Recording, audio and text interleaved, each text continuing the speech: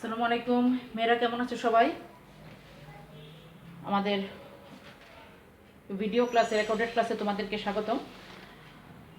Second ইয়ারের মেয়েদের জন্য আমরা এখন শুরু করতে যাচ্ছি আমাদের রিভিশন ক্লাস। মূলত তোমাদের আমাদের যে নির্ধারিত চ্যাপ্টারগুলি সেগুলো আমাদের পড়া হয়ে গেছে, এখন আমরা রিভিশনে যাচ্ছি। সে অনুযায়ী গত বছর মার্চ মাসে আমরা পড়েছিলাম নিউটনিয়ান বলবিদ্যা। আমার সাথে তোমরা নিউটনিয়ান বলবিদ্যা পড়েছিলে। এরপরে মার্চ মাসে যখন আমরা লকডাউনে চলে গেলাম, তখন প্রথম রেকর্ডেড ক্লাসটাই ছিল নিউটনিয়ান বলবিদ্যার শেষের দিকের দুটো লেকচার। ওগুলো ছিল সংঘর্ষ এবং ঘর্ষণ, একমাত্রিক এবং দ্বিমাত্রিক সংঘর্ষ, ঘর্ষণ ইত্যাদি। এখন আমরা নিউটনিয়ান বলবিদ্যা থেকে আমাদের রিভিশন ক্লাসটা শুরু করছি। শুরুতেই আমরা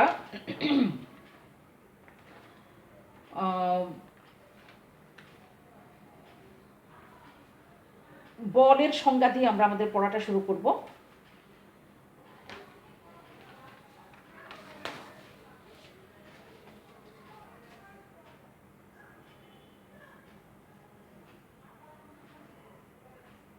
নিউটনিয়ান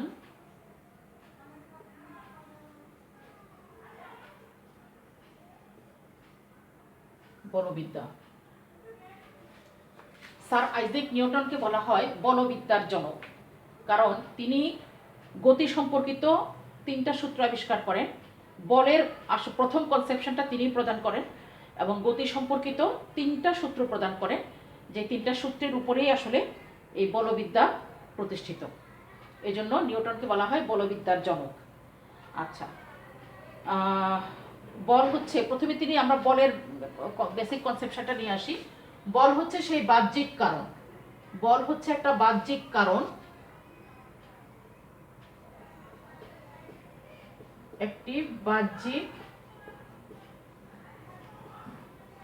কারণ যা কোনো বস্তুর জড়তার পরিবর্তন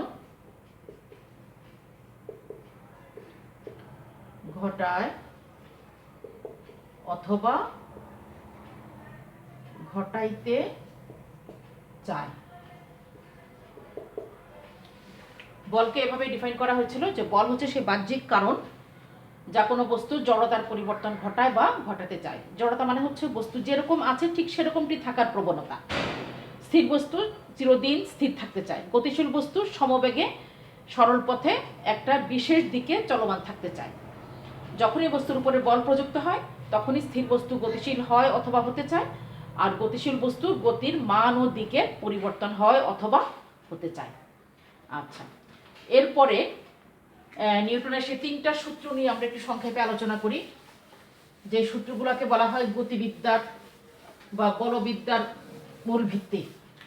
বলবিদ্যার মূল ভিত্তি যে 3টা সূত্র, সেই সূত্রগুলো নিয়ে আমরা একটু আলোচনা করি। প্রথম সূত্রটা হচ্ছে, বস্তুর উপরে যদি বলের লব্ধি শূন্য হয়, কোনো বস্তুর উপরে যদি বল শূন্য হয় তাহলে বস্তুটি স্থির বস্তু স্থির থাকবে এবং গতিশীল বস্তু সমবেগে সরল পথে চলতে থাকবে। এটা হচ্ছে প্রথম সূত্র। বস্তুর উপরে বলের লব্ধি যদি শূন্য হয়, প্রযুক্ত বল শূন্য হতে পারে, অর্থাৎ লব্ধি বল শূন্য হতে পারে। যদি শূন্য হয় তাহলে স্থির বস্তু, অর্থাৎ তার জড়তার কোনো পরিবর্তন ঘটবে না। একটু আগে জড়তার বলের যে সংজ্ঞা দিলাম আমরা, এর সাথে আসলে সম্পর্কিত প্রথম সূত্রটা। বস্তুর উপরে যদি বলের লব্ধি শূন্য হয় তাহলে স্থির বস্তু স্থির থাকবে এবং গতিশীল বস্তু সমবেগে সরল পথে চলতে থাকবে। তার মানে বলের লব্ধি শূন্য হলে বস্তু জড়তার কোনো পরিবর্তন হবে না। আচ্ছা, এই জড়তাকে আমরা আবার 2 ভাগে ভাগ করতে পারি। একটা হচ্ছে স্থিতি জড়তা, একটা গতি জড়তা। স্থির বস্তুর জড়তাকে, স্থির থাকার প্রবণতাকে বলা হয় স্থিতি জড়তা, আর গতিশীল বস্তুর সমবেগে সরল পথে চলতে থাকার যে প্রবণতা তাকে বলা হয় গতি জড়তা। আচ্ছা, স্থিতি জড়তা এবং গতি জড়তার একটা উদাহরণ দিয়ে আমরা দুটাকে একসঙ্গে ব্যাখ্যা করতে পারি। সেটা হচ্ছে, আমরা যখন গাড়িতে চড়ে বসি, গাড়ি চলতে শুরু করলে আমাদের শরীরের উপরের অংশটা আমরা পিছন দিকে হেলে যাই। এর কারণ হচ্ছে গাড়ি সংলগ্ন আমার নিচের অংশ গাড়ির সাথে গতিশীল হয়, কিন্তু উপরের অংশ তখনও স্থির থাকতে চায়। স্থিতি জড়তার কারণে সে পিছন দিকে হেলে পড়ে। আবার এই চলন্ত গাড়িটা যখন থামে তখন আমরা সামনের দিকে ঝুঁকে পড়ি। এখানেও গতি জড়তাটা দায়ী। অর্থাৎ আমার বডির উপরের অংশ গতি জড়তার কারণে গতিশীল থাকতে চায়, কিন্তু নিচের অংশ গাড়ি সংলগ্ন হওয়ার কারণে গাড়ির সাথে সে স্থির হয়ে যায়, ফলে আমরা সামনের দিকে ঝুঁকে পড়ি। আচ্ছা, এরপরে আমরা চলে যাই দ্বিতীয় সূত্রে। দ্বিতীয় সূত্রটা হচ্ছে ভরবেগের পরিবর্তনের হার, বস্তুর ভরবেগের পরিবর্তনের হার প্রযুক্ত বলের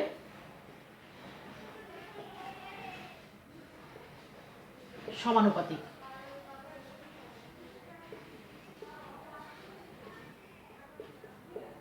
প্রযুক্ত বলের সমানুপাতিক এবং ভরবেগের পরিবর্তন প্রযুক্ত বলের দিকেই হবে।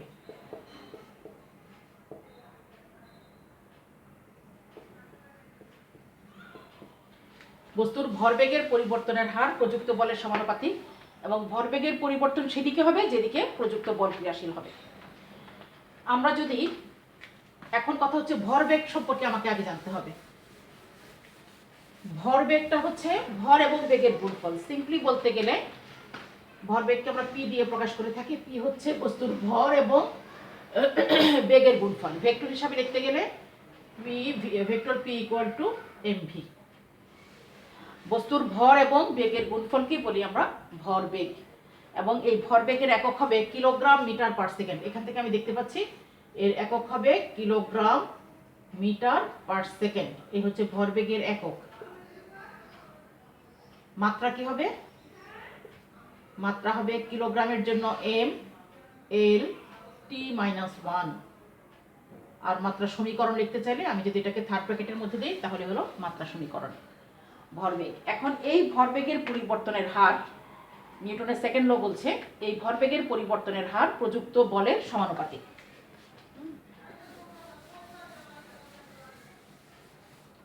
ভরবেগের এই পরিবর্তনের হার, আমরা যদি ভরবেগের পরিবর্তনের হারকে এভাবে লিখি ডিপি ডিটি, এখানে হচ্ছে P with respect to time, সময় সাপেক্ষে পি অর্থাৎ ভরবেগ পরিবর্তনের হার। আমরা ক্যালকুলাসের ভাষায় এভাবে লিখে থাকি। সময় সাপেক্ষে পি অর্থাৎ ভরবেগের পরিবর্তনের হার সমানুপাতিক প্রযুক্ত বল, বা ডিপিডিটি ইকুয়াল টু কেএফ।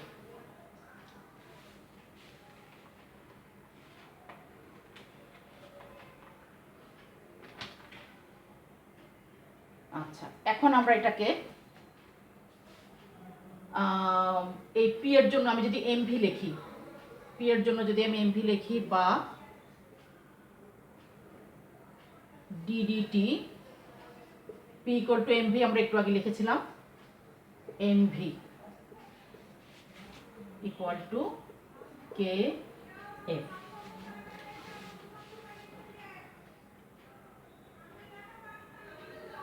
এই কে কে যদি আমি এদিকে নিয়ে আসি, ইনভার্স করে যদি এদিকে নিয়ে আসি, তাহলে আমি পাবো বা এফ ইকুয়াল টু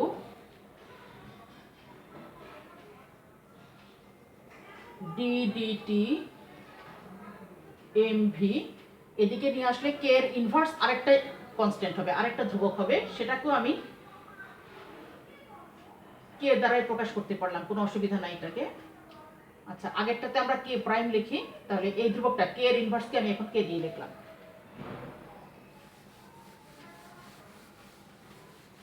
বা এখান থেকে আমরা পাচ্ছি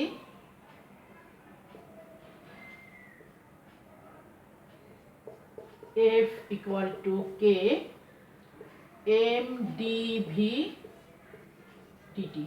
এখন এই যে ডিভিডিটি অর্থাৎ সময় সাপেক্ষে বেগ পরিবর্তনের হার, এই ডিভিডিটি হচ্ছে সময় সাপেক্ষে বেগ পরিবর্তনের হার। আমরা গতিবিদ্যা দেখেছি এই বেগ পরিবর্তনের হারকে আমরা বলেছি ত্বরণ। তাহলে ত্বরণ যদি এ হয়, আমি যদি এই ত্বরণকে এ দিয়ে প্রকাশ করে থাকি, তাহলে আমি পাবো এখানে F equal to K M A.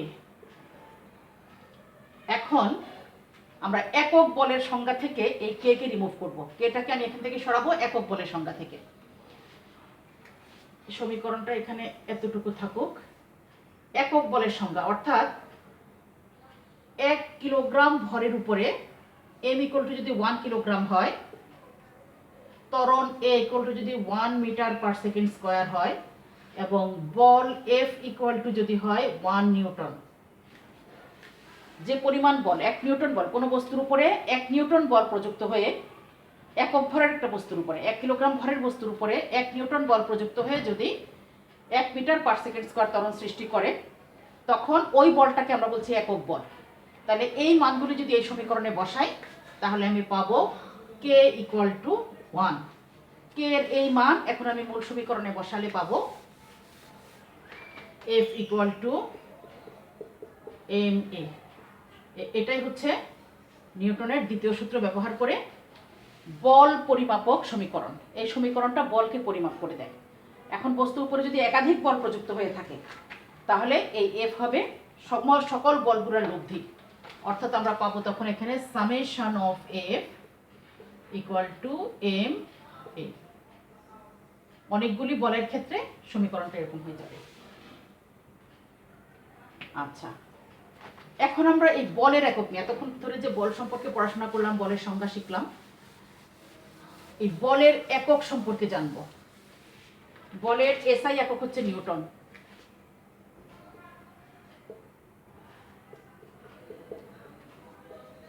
SI একক হচ্ছে নিউটন আর অভিকর্ষীয় একক হচ্ছে কিলোগ্রাম ওয়েট।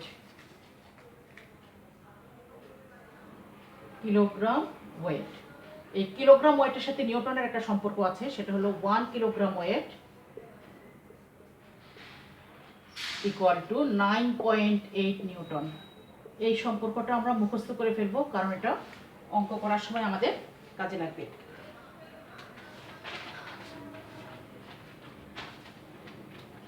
আচ্ছা, এখন আমরা পড়ব ঘাত বল এবং বলের ঘাত সম্পর্কে পরিচিত হব।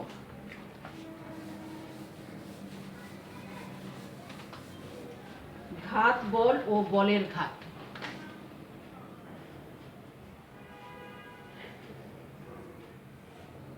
ঘাত বল বা ইম্পালসিভ ফোর্স। ঘাত বল হচ্ছে অত্যন্ত বৃহৎ মানের একটা বল যদি খুব অল্প সময়ের জন্য কোথাও ক্রিয়াশীল হয়।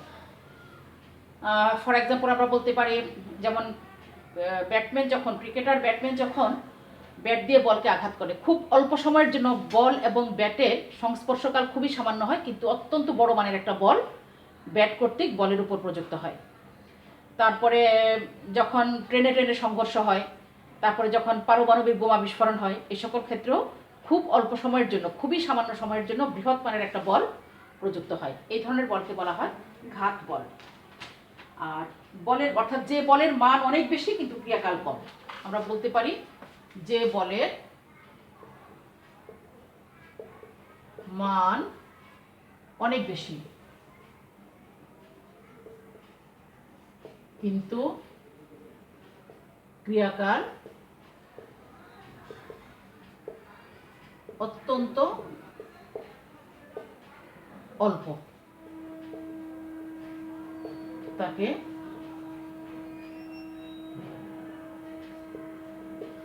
ঘাত বল বলে।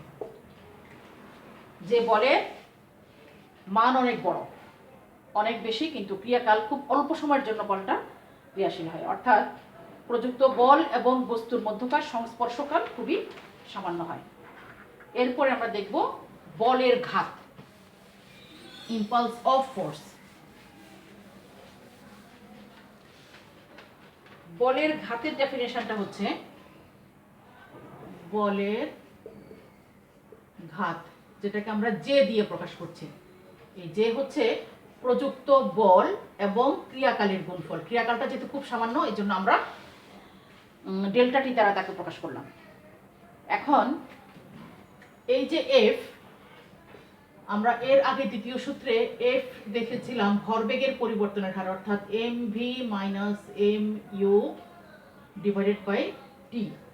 তাহলে এখানে লিখতে পারি আমি M V minus M U divided by delta T. এখানে টি মানে হচ্ছে delta T into delta T equal to M V minus M U. তাহলে ভরবেগের বলের ঘাত হচ্ছে বস্তুর ভরবেগের পরিবর্তনের সমান। এম ভি হচ্ছে আমার শেষ ভরবেগ, এম ইউ আদি ভরবেগ। শেষ ভরবেগ থেকে আদি ভরবেগ বিয়োগ করলে আমি পেলাম ভরবেগের পরিবর্তন। তাহলে আমি কি পেলাম এখান থেকে? বলের ঘাত বস্তুর ভরবেগের পরিবর্তনের সমান। বলের ঘাত সমান হচ্ছে ভরবেগের পরিবর্তন। আমরা যদি ভেক্টর হিসাবে লিখি, যেহেতু ভরবেগগুলা ভেক্টর, অতএব বলের ঘাতও ভেক্টর। ভেক্টর হিসাবে লিখলে vector J equal to M V minus vector M U, এভাবে লিখতে পারি আমরা। আচ্ছা, এখন আমরা এই ঘাত বলের কিছু বৈশিষ্ট্য পড়ব। যদিও আমাদের আলোচনায় কথাগুলো চলে আসছে, তারপরে সামারাইজ করে আমরা বলতে পারি এই বলের মান অত্যন্ত বেশি, ক্রিয়াকাল হচ্ছে খুবই কম, এবং বেগ ও ভরবেগের যে পরিবর্তন এটা খুব আকস্মিকভাবে ঘটে। বেগের পরিবর্তন হলে ভরবেগের পরিবর্তন হবে, বেগের পরিবর্তন এবং একই সঙ্গে ভরবেগের পরিবর্তনটা খুব আকস্মিক, অর্থাৎ হঠাৎ করে এই পরিবর্তনটা ঘটে, বিপুল পরিবর্তন, এবং এটা সংঘটিত হয় হঠাৎ করে।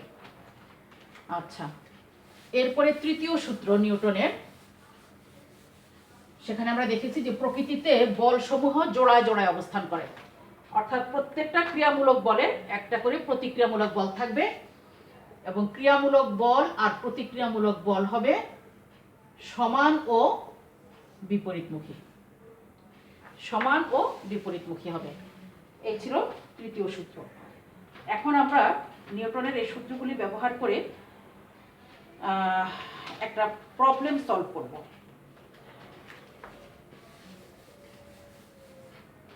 একটা আমত তল যে অনুভূমিকের সাথে থিটা কোণ করে আছে,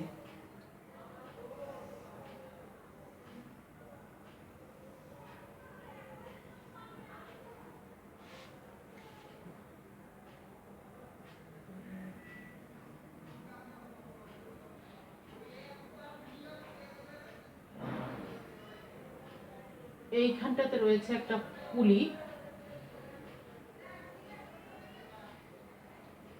এখানে একটা এম ভরের স্মল এম ভরের একটা ছোট্ট ব্লকের সাথে লাগানো আছে,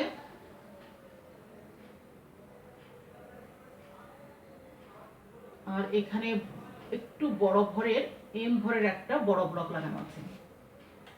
এই নতিকোণটা হচ্ছে থিটা। আমাদেরকে স্মল এম এবং ক্যাপিটাল এম ভরের যে বস্তুগুলা, এই বস্তুগুলোর গতির তুলনা করতে হবে, অর্থাৎ এরা কি উপরের দিকে উঠবে না নিচের দিকে নামবে, তাদের গতির ব্যাখ্যা করব আমরা। আমাদের প্রবলেমটা হচ্ছে এদের গতি ব্যাখ্যা করব আমরা। আর আনত তলের মাথায় যে একটা পুলি লাগানো আছে, এর মধ্য দিয়ে যে একটা স্থিতিস্থাপক নয় এরকম একটা দড়ি, এরকম একটা সুতার এক মাথায় ছোট বস্তুটা লাগানো, আরেক মাথায় বড় বস্তুটা লাগানো আছে। আচ্ছা, আমরা প্রথমে আমি মনে করি এই বস্তুটার নাম দিলাম আমি এ বস্তু, আর এই বস্তুটার নাম দিলাম আমি বি বস্তু। এর ভর হচ্ছে ক্যাপিটাল এম। আমরা প্রথমে এই বস্তুটাকে আমরা এখান থেকে নিয়ে তার ছবিটা আলাদা করে আঁকি, যে তার ওজন, তার উপর ক্রিয়াশীল বল, এগুলা কোন দিকে কিভাবে কাজ করছে।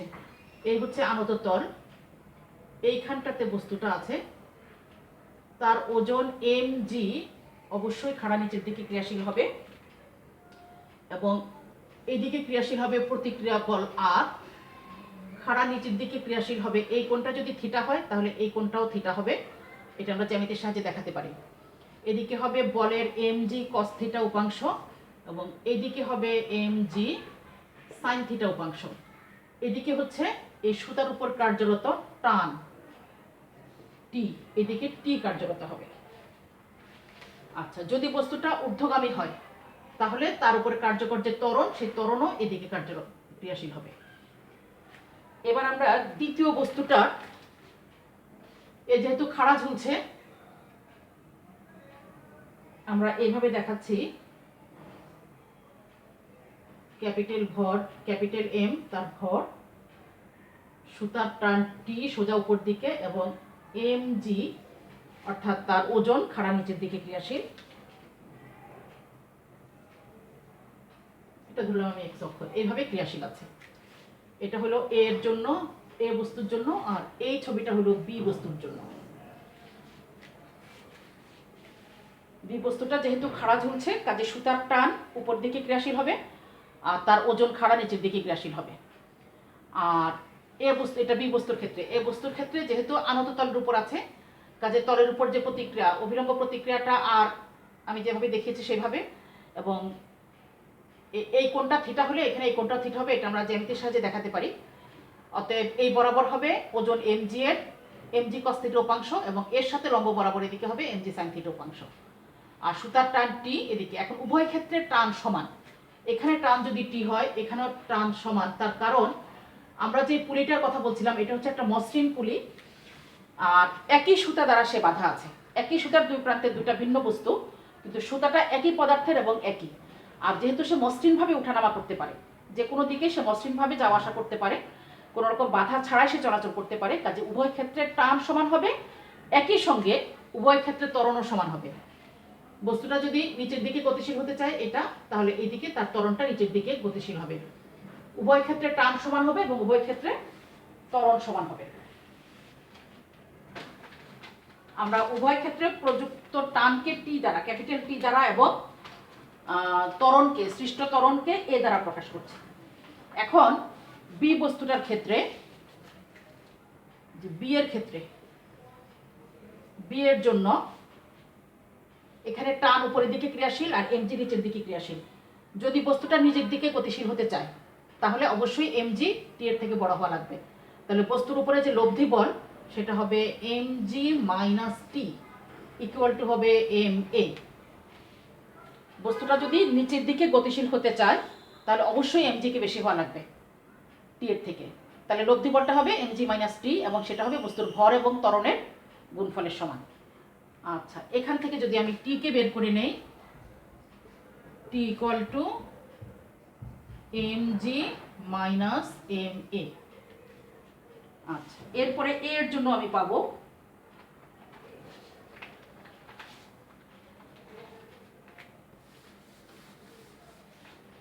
এ বস্তুটির জন্য আমি পাচ্ছি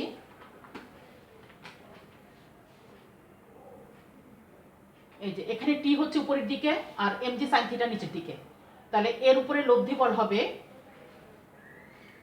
টি মাইনাস এর জন্য, এর জন্য টি মাইনাস এমজি সাইন থিটা। যদি এ বস্তুটা, এই ছোট বস্তু স্মল এম ভর বিশিষ্ট ছোট বস্তুটা যদি উপরের দিকে গতিশীল হতে চায় তাহলে এর উপরে লব্ধি বলটা হবে, টিটাকে বড় হওয়া লাগবে, টি লব্ধি বল হবে টি মাইনাস এমজি সাইন থিটা, এবং দিস ইজ ইকুয়াল টু ভর ইন্টু ত্বরণ এম এ। এখন এখানে টি এর মান, একটু আগে টি এর জন্য যে মানটা পেয়েছিলাম বি বস্তু থেকে, এই টি এর মানটা এখানে বসিয়ে দিলে পাবো আমরা, বা এম বড় এম জি মাইনাস বড় M A minus M G sine theta equal to M এ।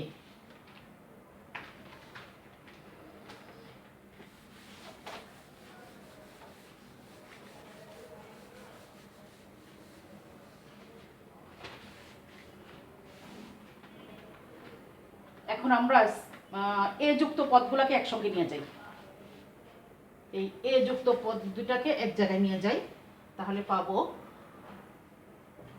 বা MG minus MG sine theta equal to M A plus M A. আমি বাঁ দিক থেকে স্মল জি কমন নেই, M minus M sine theta, আর এখান থেকে স্মল এ কমন নিলে M plus M.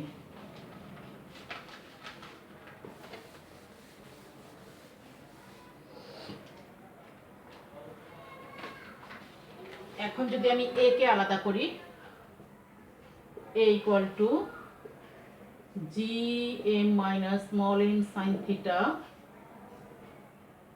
Divided by M plus বড় এম। এভাবে আমরা এ এর জন্য একটা ইকুয়েশন ডিরাইভ করলাম।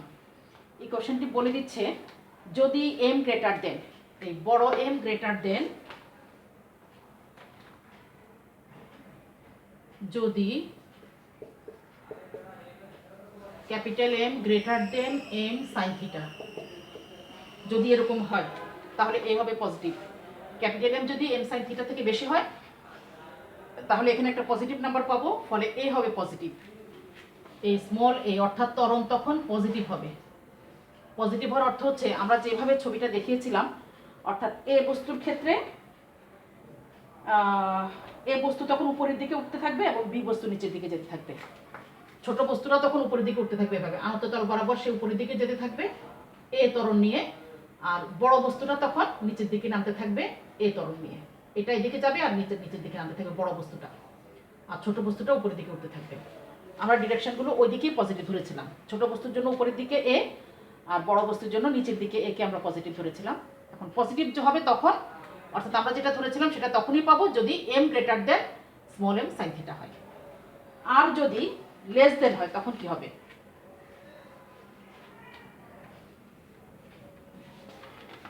এম যদি less than M sine theta হয় তখন এ হবে নেগেটিভ। এটা ছোট হলে তখন এখানে নেগেটিভ সংখ্যা পাবো, অর্থাৎ আলটিমেটলি এ হবে নেগেটিভ। এ নেগেটিভ হওয়া মানে হচ্ছে তখন এই বড় বস্তুটা উঠবে উপরের দিকে, এটা তখন এদিকে চলে যাবে, আর এইটাও তখন এইদিকে আসার অর্থ হলো ছোট বস্তুটা তখন নিচের দিকে নামবে, বড় বস্তু উপরের দিকে উঠবে এবং ছোট বস্তু নিচের দিকে নামবে। এই হচ্ছে আমাদের মোটামুটি আমরা যে প্রবলেমটা এখানে লিখেছিলাম তার ছোট্ট দুটা ব্লকের বা দুটা বস্তুর ভিন্ন ভিন্ন ধরনের দুটা বস্তুর গতিকে আমরা ব্যাখ্যা করলাম এভাবে যে ত্বরণ কীরকম হবে এবং বস্তুগুলো কোন দিকে গতিশীল হবে, কোন কন্ডিশনে কোন দিকে গতিশীল হবে তারা। আচ্ছা, এখন আমরা দেখব বন্দুকের পশ্চাৎবেগ। বন্দুকের পশ্চাৎবেগ সম্পর্কিত আমরা যারা বন্দুক থেকে গুলি ছুটতে দেখেছি, দেখা যায় যে গুলি বের হয়ে যাওয়ার পরে বন্দুকটা পিছনের দিকে খানিকটা সরে আসে। খুব সতর্ক না হলে বন্দুকের এই পশ্চাৎবেগ চোয়ালে ধাক্কা লাগা, যিনি গুলি ছুটছেন তার চোয়ালে বা মুখে অথবা তার শরীরে আঘাত লাগার একটা ঝুঁকি থেকে যায়। এই পশ্চাৎবেগটা কেন উৎপন্ন হয় আমরা জিনিসটা দেখব।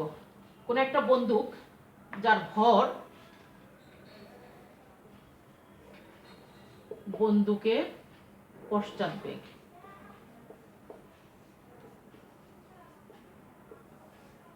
বন্দুকের ভর ক্যাপিটাল এম, বন্দুকের পশ্চাৎবেগ আমি ধরলাম ভি, ক্যাপিটাল ভি। আর বন্দুকের মধ্যে যে গুলিটা আমি ছোড়ার জন্য নিয়েছি সেই গুলির ভর যেহেতু খুবই ছোট, গুলির ভর হচ্ছে স্মল এম এবং গুলির বেগ অনেক বেশি হয়, আমরা সেই বেশি বেগটাকে দিলাম স্মল ভি।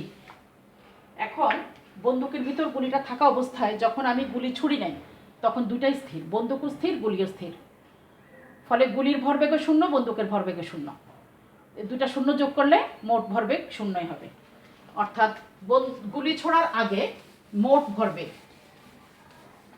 গুলি ছোড়ার আগে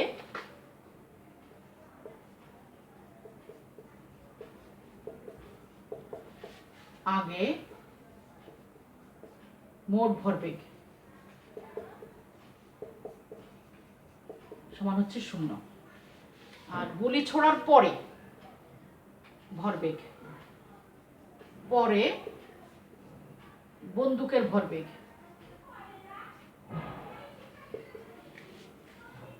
বন্দুকের ভরবেগ সমান হচ্ছে বড় এম বড় ভি, বন্দুকের ভর ইন্টু বন্দুকের বেগ, আর গুলির ভরবেগ সমান হচ্ছে ছোট এম ছোট ভি। তাহলে মোট ভরবেগ মোট হচ্ছে M V plus M V. এখন যেহেতু গুলি ছোড়ার আগের মোট ভরবেগ আর পরের মোট ভরবেগ সমান, তাহলে আমরা লিখতে পারি দিস ইকুয়াল টু 0। এখান থেকে আমি পাচ্ছি বা এম বড় V equal to minus M ছোট ভি, বা V equal to minus small M by capital M V. আচ্ছা, এই হলো পশ্চাৎবেগের সমীকরণ। তার মানে ভি কে আমি যদি পজিটিভ ধরি, ভি যেদিকে ক্রিয়াশীল সেটা যদি পজিটিভ হয় তাহলে ক্যাপিটাল ভিটা হবে নেগেটিভ। এর অর্থ হচ্ছে ভি যদি সামনের দিকে, বন্দুক যদি আমি সামনের দিকে ছুড়ে মারি তাহলে গুলি যদি সামনের দিকে গতিশীল হয় তাহলে বন্দুক হবে পিছনের দিকে গতিশীল। এই জন্যই বন্দুক থেকে গুলি ছোড়ার সময় সতর্ক থাকতে হয়। যদি এটা চোখ বরাবর নাক বরাবর থাকে তাহলে চোখে বা নাকে মুখে আঘাত করার, বন্দুক এসে নাকে মুখে আঘাত করার একটা ঝুঁকি থেকে যায়। আচ্ছা, এখন কথা হচ্ছে এই ব্যাগের পরিমাণটা কেমন হবে। আমরা দেখতে পাচ্ছি যে গুলির ভর বন্দুকের ভরের তুলনায় খুবই কম। স্মল এম, এই যে small M very very less than capital M. তাহলে এই দুটা জিনিসের গুণফল যেহেতু এর সমান, অতএব এই ভিটা স্মল ভি এর তুলনায় অনেক বেশি হওয়া লাগবে, অনেক কম হবে। বন্দুকের ব্যাগটা গুলির ব্যাগের তুলনায় অনেক ছোট হবে। যেহেতু গুলির ভর বন্দুকের ভরের থেকে অনেক ছোট, অতএব বন্দুকের ব্যাগ গুলির ব্যাগের তুলনায় অনেক ছোট হবে।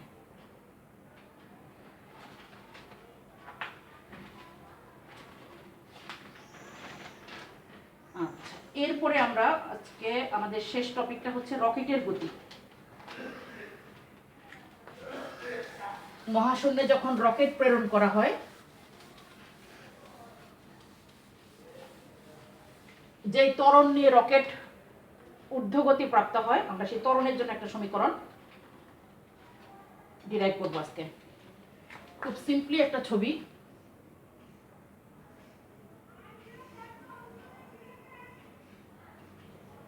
এটা হচ্ছে গ্যাস। এখান থেকে জ্বালানি হিসাবে যখন গ্যাস বের হয়, নির্গত গ্যাস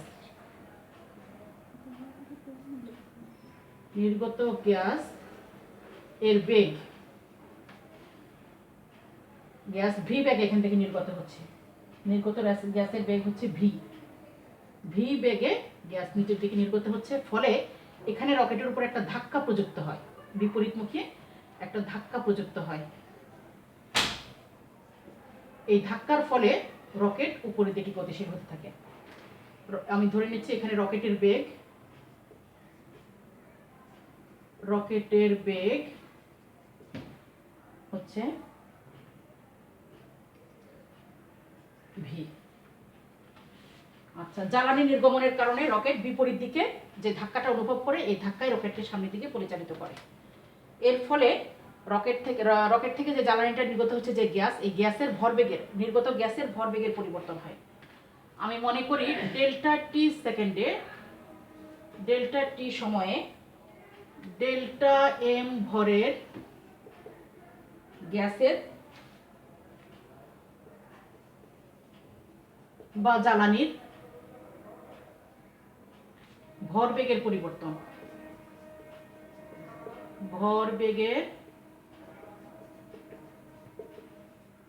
হচ্ছে ডেল্টা পি। তাহলে ভরবেগ সমান হচ্ছে ভর ইন্টু বেগ। সেখান থেকে আমরা লিখতে পারি delta P equal to delta M V. আচ্ছা, এখন ডেল্টা পি এর জন্য আমরা একটু আগে পেয়েছিলাম এফ ডেল্টা টি। ভরবেগের পরিবর্তন হচ্ছে বল এবং সময়ের গুণফল থেকে আমি পাচ্ছিলাম। বলের ঘাতের সমান, ভরবেগের পরিবর্তন হচ্ছে বলের ঘাতের সমান, আর বলের ঘাত হচ্ছে বল ইন্টু সময়, equal to delta M V, বা F equal to delta M divided by delta T V, বা রকেটের ভর যদি হয় এম এবং রকেটের ত্বরণ যদি হয় এ, যে ত্বরণটা এদিকে, রকেট যেদিকে গতিশীল, ত্বরণ সেদিকে গতিশীল হবে। M A equal to delta M by delta T V, বা A equal to 1 by M delta M by delta T V.